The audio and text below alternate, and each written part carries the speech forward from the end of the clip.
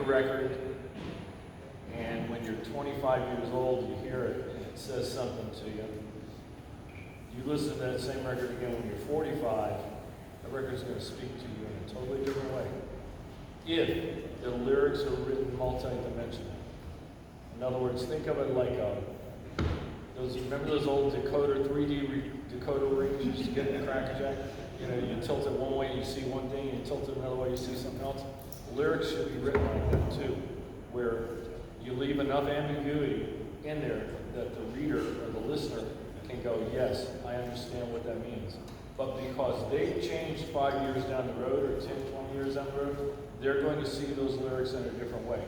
Now, to make that an intimate relationship, the artist has to be willing to let the listener walk inside their head, walk around barefooted inside their head, to really see what's going on in there, to find the good, the bad, the not so good, all of that.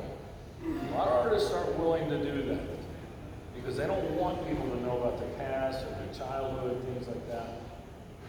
You have to be willing to serve yourself up on a platter to let people see who you are. And I think unless an artist does that, they will never have an intimate relationship with that listener. And if they do not have that intimate relationship with that listener, they will never take them on that lifelong journey. And that, I believe, is the secret. You know, so again, unless an artist is willing to bare their soul, they're not gonna get those people to go along, because the people have to have something to say, yes, I can relate to that. I understand that. You know, again, good, bad, indifferent, whatever it might be. You know, you gotta be willing to put it on a platter and let people look at it. You know, and sometimes that's painful to do. Sometimes there's degrees of embarrassment. You know, but when I wrote The Idol, you know, it was, people say, when I first did the record, they asked me, well, who is that character? And I said, well, he's 10% of this guy, 10% of that guy, and put them all together, and that's who he is, right? It took me years to realize there was a whole lot more of me in that story than I even realized. But I was doing it from a point of honesty, so I wasn't trying to hide anything. And I think if I had written it from a perspective of trying to hide it, you guys would have saw right through me.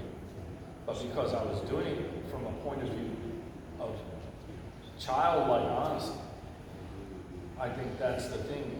You know, we were assembling this VIP stuff. I ran over a whole lot of stuff that I hadn't seen for years. And one of them was this, when The Idol came out, there was a list of the 20 greatest concept records ever made. Sgt. Pepper was #1. The Wall was on there. Tommy was on there. I mean, all my heroes were there. The Idol was 19 and Queensryche was 20 with Mindcrime. Now, for years, I thought Mindcrime was a better record than The Idol. But I had to put enough distance between myself, and Mindcrime is a great record, don't get me wrong. There's a podcast with those two friends and Really? Mindcrime talking about which one they think is better. You know what I think is the difference, and it took me years to understand it? The simplicity of The Idol, I think, is what speaks to people. Because if you look at it from a simplistic perspective, it's just a kid looking for love. Now, if you want to dig deeper into the story, there's all kinds of layers in there that you can find stuff if you want to.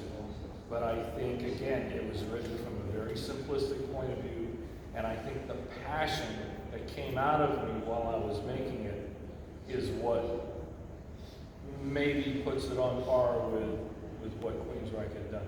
I'm not going to try to pick which one is better. Like I said, for years I thought their record was better. But I listened to it about 5 years ago and I thought, well, I don't think it's apples and oranges. You know, why do you have to choose? You know, I think they're both equally good works. You know, they're just completely different things.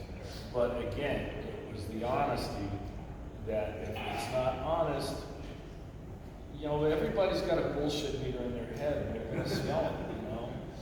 it's not real, you really don't have much. Yes. Come on, you've had a long time to think.